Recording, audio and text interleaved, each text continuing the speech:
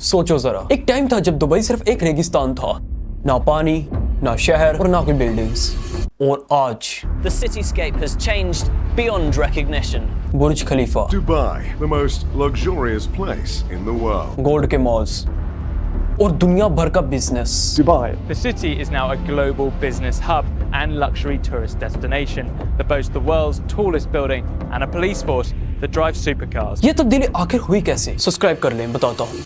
आज से 1400 साल पहले रसूल पाक सल्लल्लाहु अलैहि वसल्लम के पास हजरत जिब्राइल अलैहिस्सलाम आए थे। उन्होंने आप सल्लल्लाहु अलैहि वसल्लम से बहुत से सवाल किए, जिनमें से एक सवाल ये भी था कि आप मुझे क़यामत के बारे में बताएं। सही बुखारी की हदीस नंबर 8 में लिखा है कि आप सल्लल्लाहु अलैहि वसल्लम ने फरमाया, जिससे पूछा गया है वो पूछने वाले से ज्यादा नहीं जानता। रसूल सल्लल्लाहु अलैहि वसल्लम ने फरमाया, जब एक लोंडी अपने मालिक को जन्म देगी और तुम देखोगे कि नंगे पांव चलने वाले गरीब बकरियां चराने वाले ये लोग अपनी ऊंची ऊंची इमारतें बनाने में लग जाएंगे और इमारतें बनाने में ये एक दूसरे का मुकाबला करेंगे, और तुम देखोगे कि ये नंगे पांव चलने वाले बकरियां चराने वाले ऊंची ऊंची इमारतें बनाएंगे और ऊंची ऊंची इमारतें बनाने में एक दूसरे का मुकाबला करेंगे। अब इस लिहाज से किन के बारे में बात हो रही है ये हम फिर कभी डिस्कस करेंगे। नाउ आप सल्लल्लाहु अलैहि वसल्लम ने नंगे पांव चलने वालों का जिक्र किया था, जिन्हें बेडुइन्स कहते हैं। उस जमाने में जिन लोगों को बद्दू कहा जाता था, ये बेडुइन्स अरब के बाकी कबीलों से बहुत दूर रहा करते थे और कहीं एक जगह पे रुकते नहीं थे। इनके पास ना कोई शहर था, ना कोई इतनी खास दौलत और ना ही कोई इमारत। ये उस दौर के कबीलों में से सबसे ज्यादा गरीब हुआ करते थे।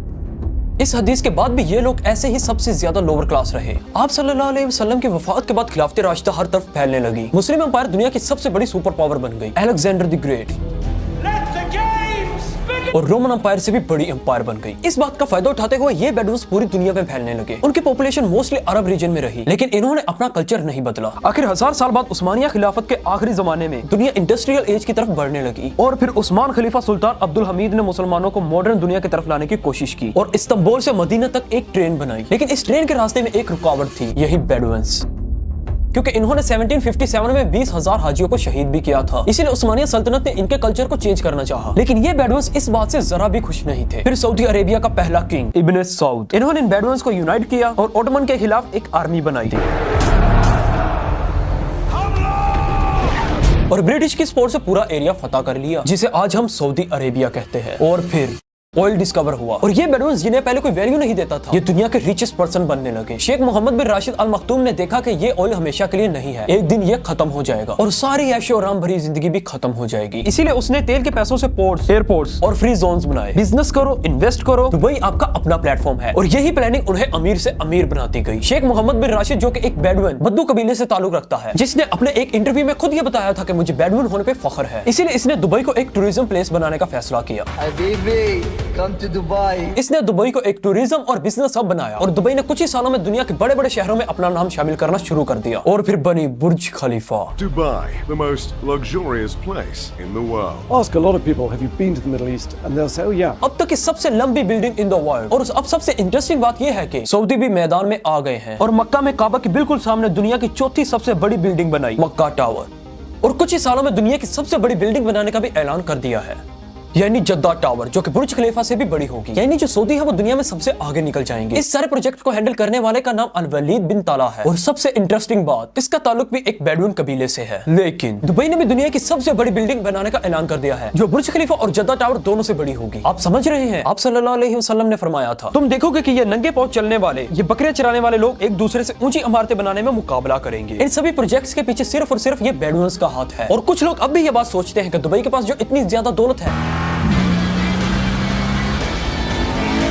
वो सिर्फ और सिर्फ ऑयल से मिल रही है। यानी कि कुछ लोगों का अभी भी मानना है कि इन शेखों के पास अभी भी तेल के कुएं हैं, लेकिन ऐसा कुछ भी नहीं है। दुबई की जीडीपी का सिर्फ और सिर्फ 0.1% हिस्सा जो है वो ऑयल से आता है। Just over 50 years ago, oil was discovered here in Dubai.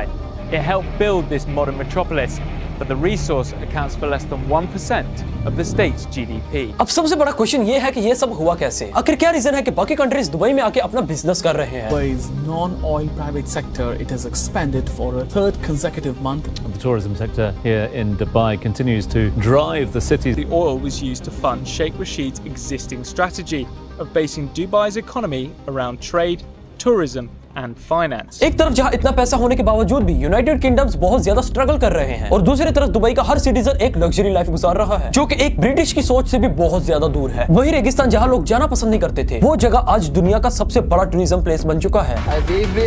come to Dubai. जहाँ पे दुनिया के कोने कोने से लोग आते हैं। अब अगर हम 1820 में जाके देखें तो दुबई के अंदर कुछ भी नहीं था। यहाँ के जो शेख थे वो अपने अपने एरिया को रूल करते थे, जिन्हें ये लोग शेखडम कहते थे। और आज जहाँ पे दुबई है उसी जगह पे मछली का कारोबार किया जाता था, जो कि अबू धाबी की सल्तनत में आता था। 1833 में शेख राशिद बिन अल मखतूम ने अबू धाबी से अलग करके एक अलग किंगडम बनाया था, जिसका नाम रखा था दुबई। इसलिए शेख अल मखतूम को दुबई का फाउंडर कहते हैं। और अभी तक जो लोग दुबई को चला रहे हैं वो इसी खानदान से हैं, यानी कि शेख राशिद बिन अल मखतूम का खानदान ही दुबई को अभी तक चला रहा है। उनका सबसे बड़ा प्लान ये था कि लोगों को इस जगह पर बिजनेस करवाया जाए। आज के दौर में जहाँ कंट्रीज कहते हैं कि लोग हमारी जगह पे आके बिजनेस ना करें, हमारे कंट्री के लोग ही हमारे कंट्री में रहकर बिजनेस करें, दुबई ने इस प्लान को चेंज कर दिया और लोगों को बोला कि हमारे किंगडम में आके आप लोग बिजनेस करें। Dubai. The city is now a global business hub and luxury tourist destination that boasts the world's tallest building and a police force that drives supercars. और उससे जो अर्निंग हुई उससे एक टूरिज्म प्लेस बनाया। Dubai, the most luxurious place in the world. Ask a lot of people, have you been to the Middle East? And they'll say, oh yeah. Cars, buildings, malls, सब कुछ। इस सब planning के पीछे सबसे बड़ा reason ये था कि ज्यादा से ज्यादा लोग यहाँ पर आए और जैसे जैसे लोग सैर तफरीह के लिए दुबई में जाएंगे, दुबई में कारोबार बढ़ेगा। और इसीलिए उन्होंने दुबई को टैक्स फ्री कर दिया, यानी कि जहाँ पर पाकिस्तान में इतना ज्यादा टैक्स लगाया जाता है, दुबई के अंदर कोई टैक्स नहीं है। और लोग अलग अलग कंट्री से जाते हैं और दुबई में जाके अपना बिजनेस खोलते हैं। और एक ये बात भी सामने आती है कि 1853 में ब्रिटिश जो पूरी दुनिया में राज करते थे, ब्रिटिश लंदन से बॉम्बे तक जाने के लिए एक ऐसा रास्ता यूज करते थे जिस रास्ते में उनके साथ बहुत ज्यादा लूट मार होती थी। इसलिए इन ब्रिटिश लोगों ने ये फैसला किया कि वो शेखडम के साथ एक एग्रीमेंट साइन करेंगे। इस एग्रीमेंट में वो अपनी सिक्योरिटी मांगेंगे कि ताकि उनके साथ कोई लूट मार ना हो सके। उस दिन के बाद इस एरिया का नाम शेखडम से हटके टूरिशियल स्टेट नाम रखा गया और दुबई भी इसी नाम में गिना जाने लगा। और जब रशिया और फ्रांस ने इनके साथ मामला खराब करने की कोशिश की तो ब्रिटिश ने इनको पूरी की पूरी सिक्योरिटी दी, क्योंकि उनका आना जाना भी इसी जगह से था, यानी कि अपनी हिफाजत के लिए उन्होंने इनकी हिफाजत की। लेकिन जो ब्रिटिश लोग थे उन्होंने टूरिशियल स्टेट के अंदर कोई डेवलपमेंट नहीं की, क्योंकि उनके लिए ये सिर्फ और सिर्फ एक क्रॉसिंग पॉइंट था। उनका ये कहना नहीं था कि वो इधर से आएंगे, इधर से गुजरेंगे तो इस जगह पे डेवलपमेंट की जाए। ऊपर से ये सारा इलाका रेगिस्तान था, इसीलिए ब्रिटिशर को यहाँ पर कोई ज्यादा फायदा नजर नहीं आया। लेकिन दुबई अभी भी एक गांव के नाम से जाना जाता था। उसके बाद ऑयल डिस्कवर हुआ। Just over 50 years ago,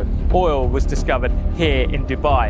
It helped build this modern metropolis, but the resource accounts for less than 1% of the state's GDP. और शेख राशिद बिन अल मखतूम ने ये सोचा कि अगर हम इस ऑयल पे रहे तो ये एक दिन खत्म हो जाएगा, क्योंकि ये ऑयल हमेशा के लिए नहीं है। जिसके बाद उन्होंने एक बात की कि मेरा बाप ऊंट पे सवारी करता था, मैं आज फॉर्च्यूनर चलाता हूँ और मेरा बेटा फरारी चलाता है, लेकिन हम अगर ऐसे ही रहे तो उसका बेटा फिर ऊंट की सवारी करेगा। यानी कि इस बात का सीधा सीधा मकसद ये था कि अगर हम ऐशो आराम में पड़ गए तो फिर हम गए। इसीलिए उसने पूरी की पूरी प्लानिंग चेंज की और दुबई को एक टूरिज्म प्लेस बना दिया। Habibi, come to Dubai. और सभी कंट्रीज के लिए दुबई के दरवाजे खोल दिए कि यहाँ पर आओ, इन्वेस्ट करो, बिजनेस करो। और इसीलिए आज दुनिया की सबसे रिचेस्ट सिटी दुबई बन गई है। Dubai, the most luxurious place in the world. तो लास्ट में बात यही समझ आती है कि अपनी प्लानिंग चेंज करो, अपना विजन चेंज करो। कोई एक विजन लाजमी रखो कि हमने ये करना है अगर हमने ग्रो करनी है। सब्सक्राइब।